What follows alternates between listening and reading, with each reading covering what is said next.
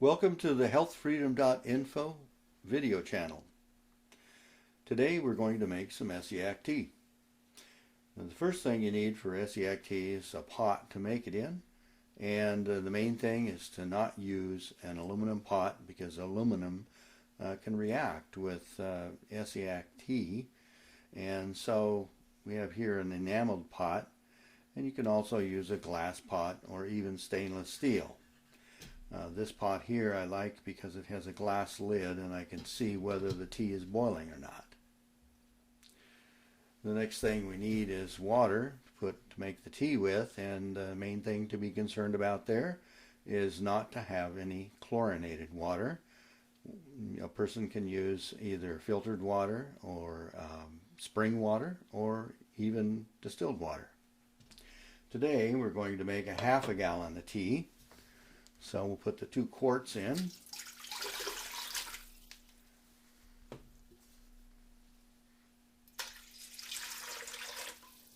And we will add a little extra here, a couple cups, about a pint extra, because the herbs will absorb the tea, it will absorb water, and so there'll be water loss that way.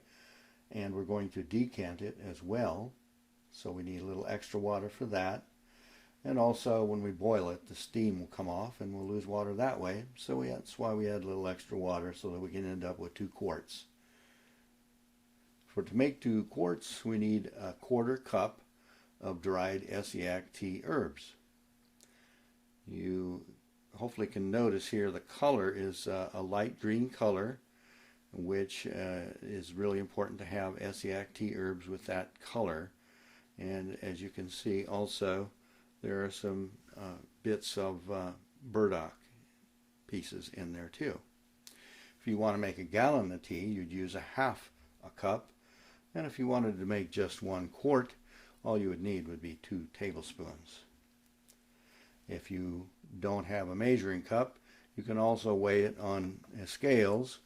And Essiac tea herbs weigh about half as much as water. So a 1/4 cup, for example, of Essiac tea herbs will weigh about 1 ounce. So the first thing we do is boil the water.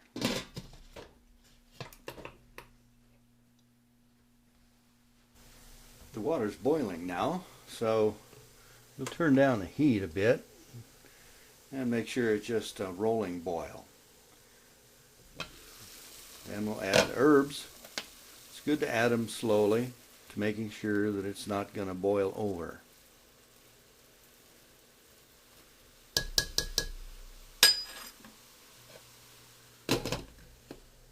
So we'll put the cover back on and allow it to boil for 10 minutes. Alright, the tea has now boiled for 10 minutes. So all we have to do now is turn the heat off. And we'll let that stand for 8 to 12 hours at room temperature. In the next step, we just want to heat up the tea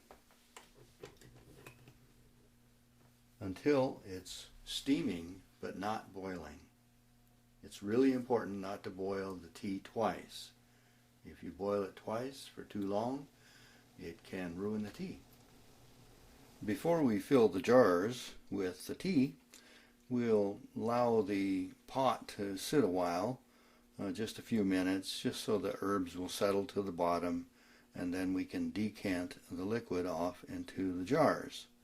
In the meantime, we'll fill the jars with hot water so that they'll have less of a tendency to break.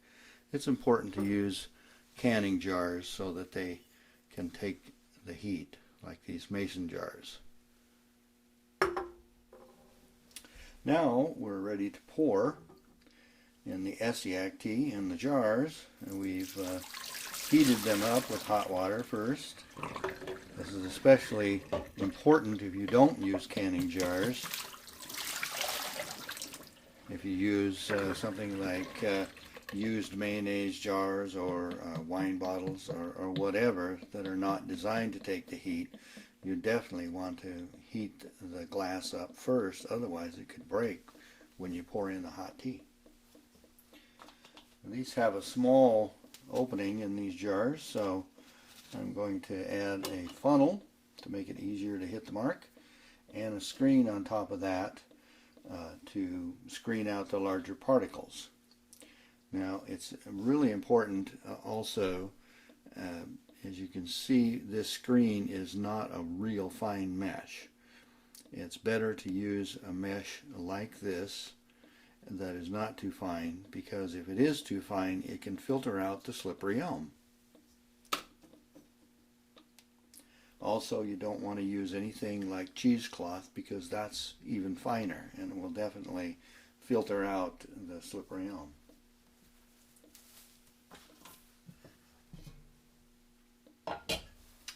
Oh, the next step, we just carefully decant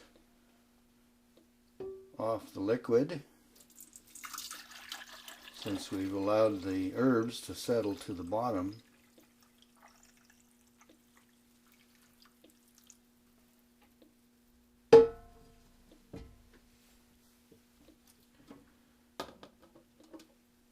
And the last jar will always get a little bit of sediment, and that's fine because it will settle out when you put the jars in the refrigerator.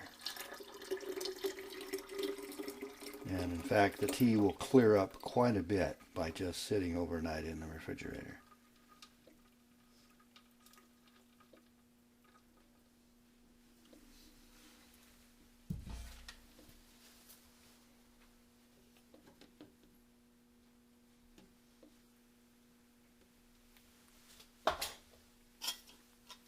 You put the lids and the rings on, tighten them down, and we'll set these aside to let them cool. Then we'll put them in the refrigerator.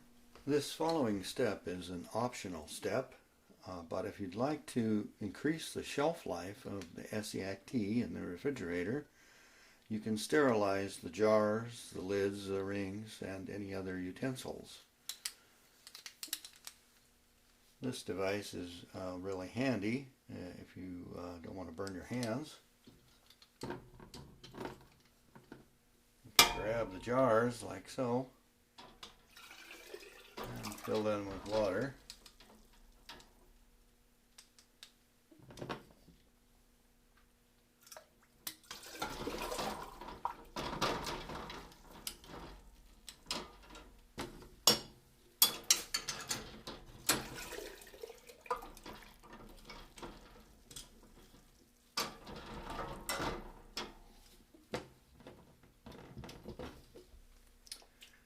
And you can boil the jars and lids and any other things that you want to sterilize. You can boil them for about 20 minutes will be sufficient. And this tool here is an excellent tool for getting the lids and the rings after they've been boiled, so you don't burn your hands.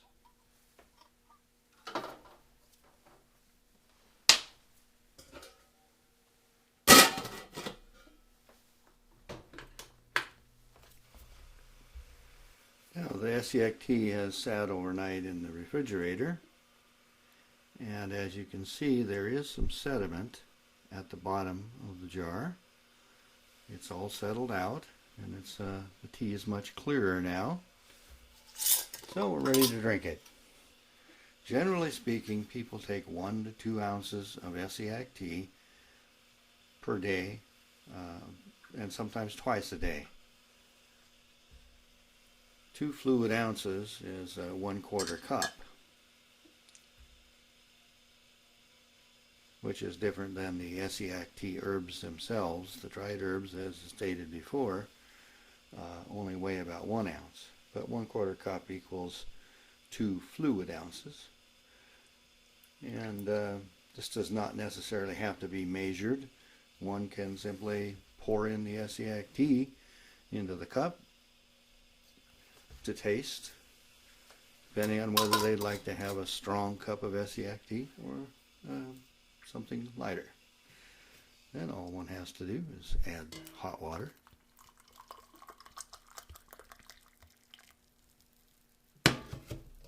and the tea is ready to drink. For more information about Essiac Tea, please visit HealthFreedom.info.